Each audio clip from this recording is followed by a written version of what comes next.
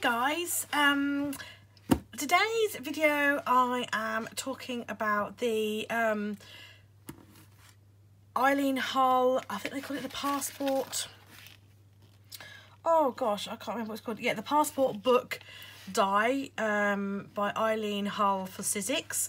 As you're probably aware from videos, I did an unboxing, so I showed you this die and the big shot machine and everything in a haul video, and I've also done a video talking you through the Traveller's Notebook die as well, these ones. So if you haven't seen that video, check it out. If you have seen that video, this one's going to be in the same sort of format. So yeah, so this is an extra large die that they sent me, as well as the big shot machine, and I thought that just like the other video, I pretty much did it off camera so that I could work out what I'm doing, and I thought I would talk you through that and then kind of show you a little bit of how to construct it as well. So here we go. Here is my book, and it's almost finished. I just need to finish it off. As I said in the last video, I am not a paper crafter. I have made journals in the past, and I usually do those using recycling a catalogue or something, and I usually do the pamphlet stitch for the inserts, but I'm not a paper crafter, and I don't make mini books and things like that, so this is all kind of new to me. I'm a total beginner, so if it looks shoddy and wonky, or I use the wrong terminology, that is exactly why. So I'd already had a bit of experience with the machine and the materials and everything from using the Traveller's Notebook die, so I pretty much knew kind of what I was going for. So what I have used here is, I think this is matte board, but I'm not entirely sure. It's a big old honking thing.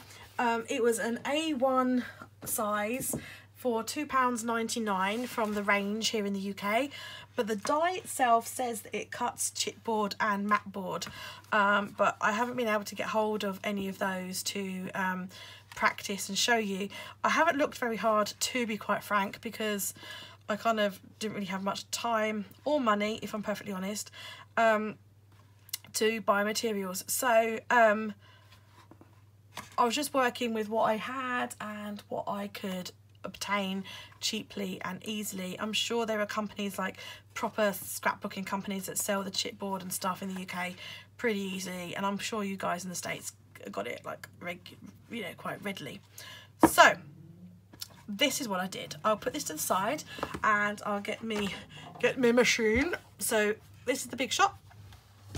So to use these dies, you need to use the extended cutting boards. So you put one on the bottom, then you put your die over the top like that, facing upwards. Then you want to put your paper or what have you down.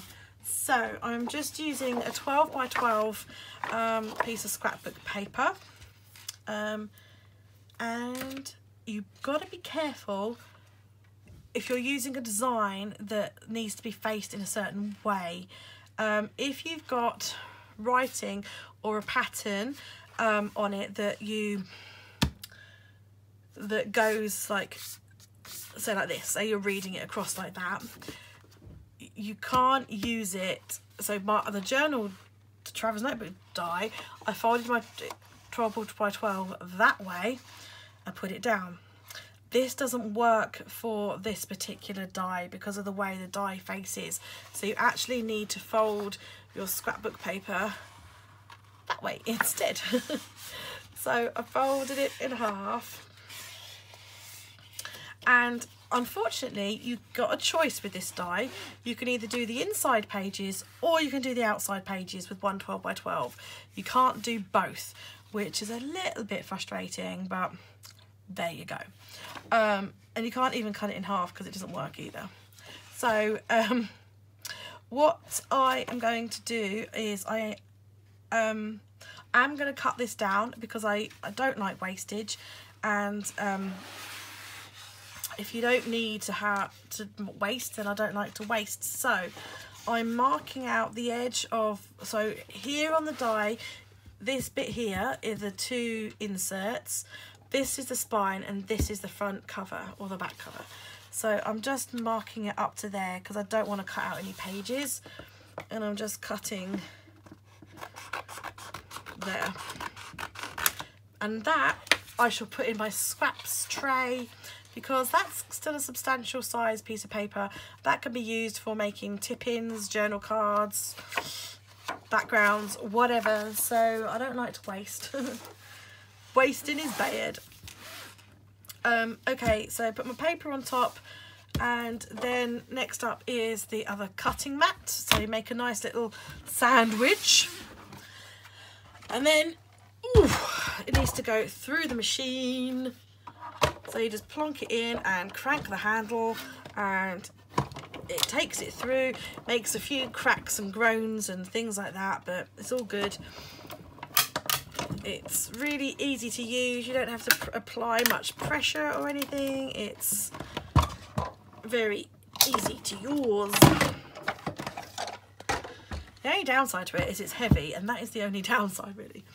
Here we go.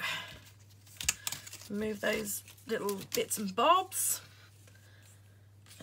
Depending on what you've used, like that's really, really cool. Like you could totally cut that down, and then you've got like a nice little frame that you could use in a journal or something. Nothing needs to be wasted. Take those bits off. Put the die to one side, and I'll show you what we got. So what we've got is this piece. There's 2 bits because I've said I did it in half. We can get rid of one because we don't need it. Although what I did is I used both. This bit is the spine, and it is scored, so it's, you know, ready to wrap around. And what I did is, because I thought, is this thick enough for my spine, I actually glued the 2 pieces together just to reinforce it and make it just that little bit thicker, and it seemed to work absolutely fine. But you only really need 1. I used 2. And then you've got your 2 pieces of card, your front cover and your back cover, like so. But what I did, just like the Traveller's Notebook, is I did this 3 times. So I cut out my that mat board, I'm going to call it, because I think that's what it is. I cut out my mat board, then I cut out 2 pieces of scrapbook paper for covering the inside, and then 2 pieces for covering the outside.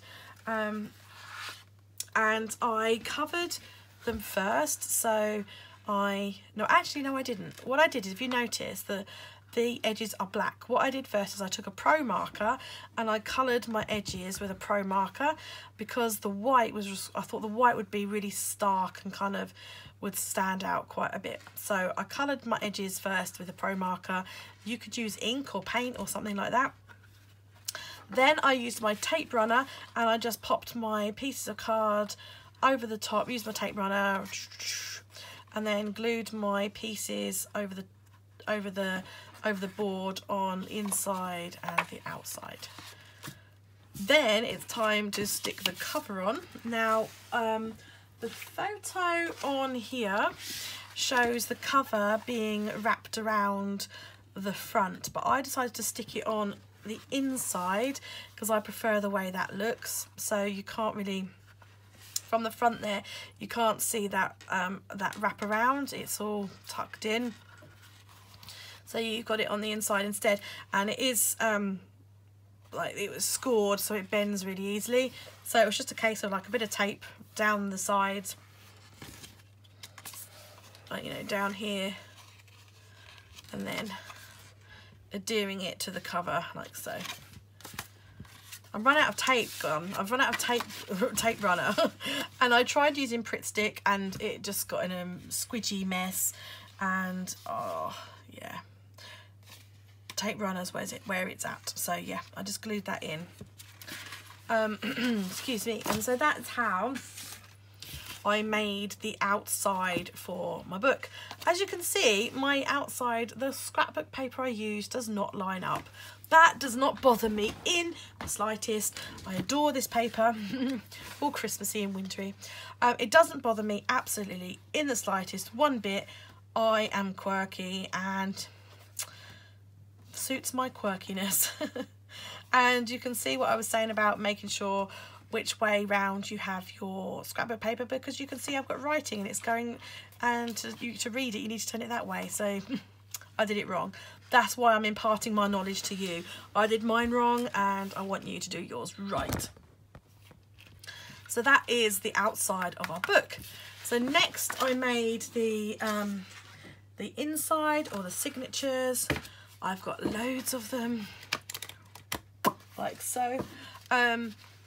This was a little bit time consuming, I'm not gonna lie, and I will show you how I made those. I need to grab myself another piece of scrapbook paper though. Oh, luckily I have tons. It doesn't match, but you know, it's okay. So, more scrapbook paper. Take me die again. Get my die, my mat down and my die down. So the top bit here, these are your pages. This is where you definitely need to make sure, like this one, you can't lay it down with a pattern like that. You can't fold it in half and lay it down like that. You have to fold it in half that way and lay it down like that. Again, I'm going to measure because I don't want any wastage. That is how much I want. Now, I found that when I used, when I did like two, because this is a fold in half, when I used one piece of scrapbook paper to give me 2 pages, it cut absolutely fine. And even though it will cut through like that foam board no problem, I found that when I used an additional piece of paper on top, all of the pages got cut totally in half rather than scored. I don't know if that was just me, whether I was doing it wrong, but that is just how it worked for me. So you may want to like try it first before you use like your absolute best scrapbook paper for doing that. So through the big shot again, crack, crunch. It worried me when it first did that, I have to say, but you know, now I'm just like, oh, whatever. Oh. Okay. And move these. Again, you've got more frames that you can use. Oh, gosh. All fingers and thumbs. So here we have 2 pages with holes cut in and scored. So my paper is the right way round, which is brilliant. Now in the, like, I did watch a few YouTube videos of people making these, because you know that's what you do. And on the this insert thingy that it came in, the inside pages are made with like the thick chipboard or the thick book board type of thing, and I saw most people on YouTube had done that, so they only had a few pages in their books, but that's not for me. So I made loads of inserts, basically. Loads and loads. So you can imagine I sat there one night and I just was, I've got loads of Christmas scrapbook paper, so I thought I'd use Christmas, and I just sat there going through and through and through and through, making notes. So you've got things like this one with the writing on. You can see that those ones are around the correct way. This one I was just trying to use up like the scraps and things, so it is round t'other way, but I don't think that matters really. I'm not that bothered. Particularly when you're using them, if you're using them for like a junk journal, or they're just going to be a background and you're going to put a photo on there or something, that's pretty cool.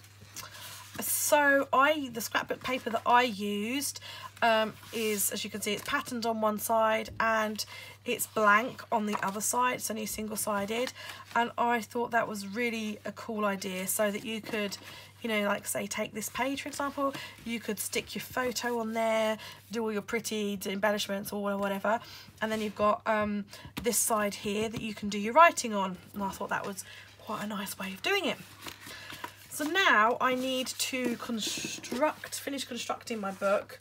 I do these, that's the amount of inserts that I made. I made like pages, I made quite a few. There's only 3 holes there if you want to do your sewing. But there are other ways that you can attach your book as well, which I'll show you in a minute. So I might put a few less pages in because it's pretty, I don't know, it's probably okay. It's probably okay. But it's time now to construct it and get it all sewn in. So I'm going to use, I'm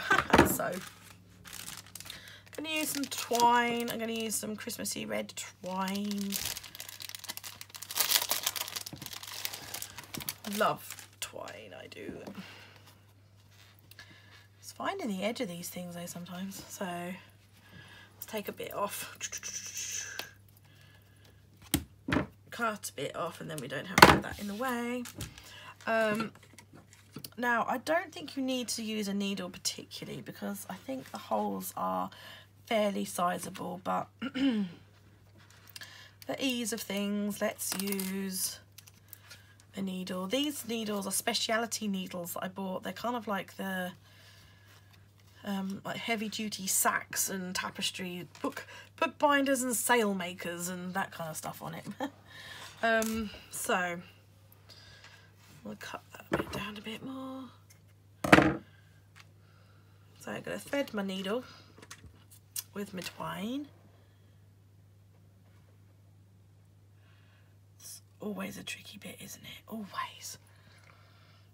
I'm not a sewer either, so I don't have a you know, one of those little gadgets that people use for threading their needles. I don't have one of those.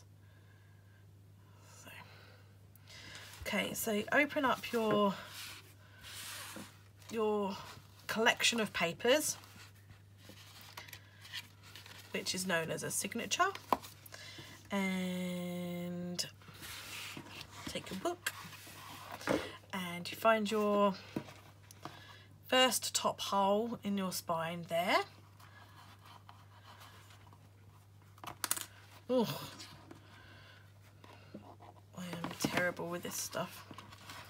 Put it through, but not all the way through. You want to leave a little tail for yourself. So you pull that through, and then you take your top hole there on your signature and pull that through.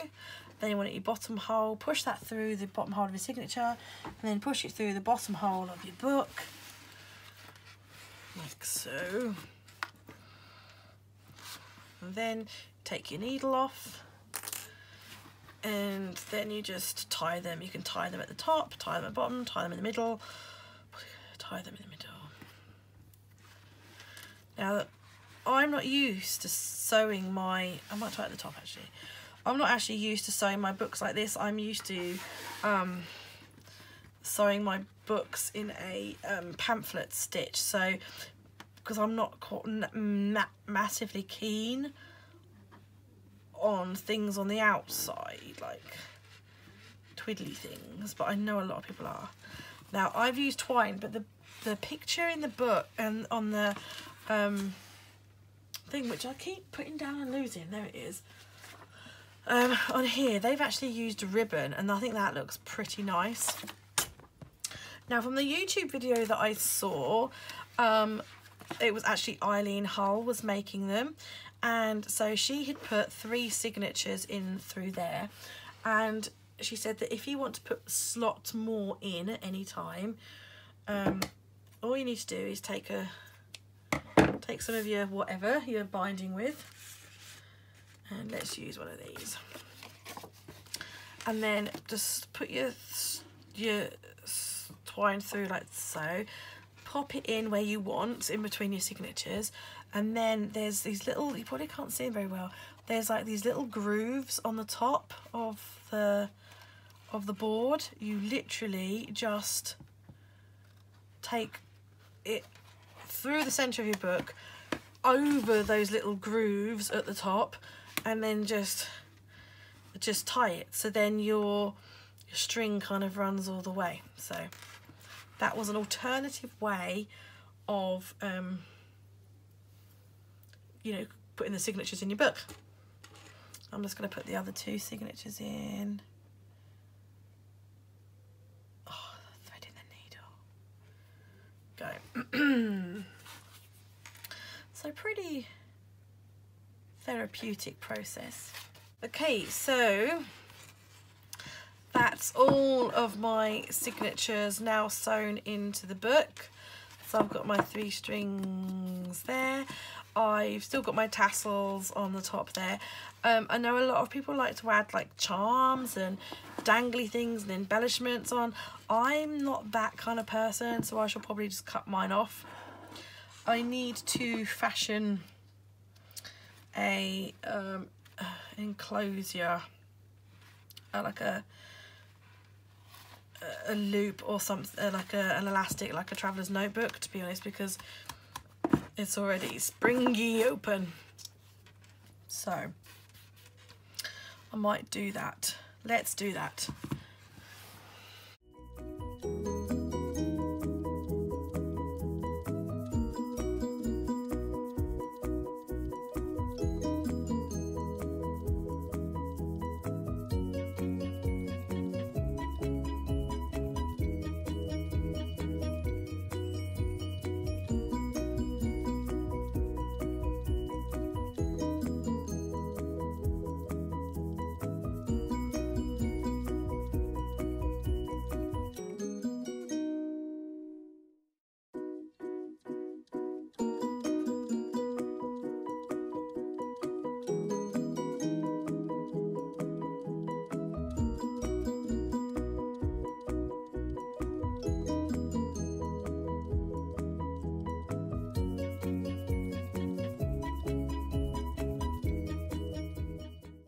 Okay, so there we go, that's my finished book. I've cut my tassels off, but I'm not really happy with the little stubby things there.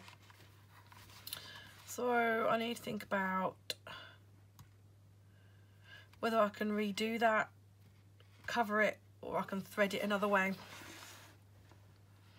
I might add another hole and do a proper pamphlet stitch. I'm not sure, but I think it's a cute little book.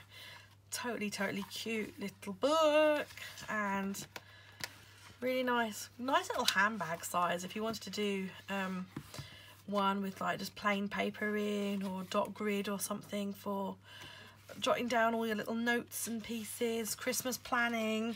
You know, it'd be great for, you know, you could have a signature for your lists, signature for your presents, signature for your food, that kind of thing. I think it's totally cute little thing. So I hope you enjoyed this video and taking a look at the die and how I constructed it and everything. Yeah, love this little book, it's so cute. Really nice for a December daily album if you don't want to do anything massive and you don't want to do it in the like the pockets system or anything. This would be a really cute little alternative.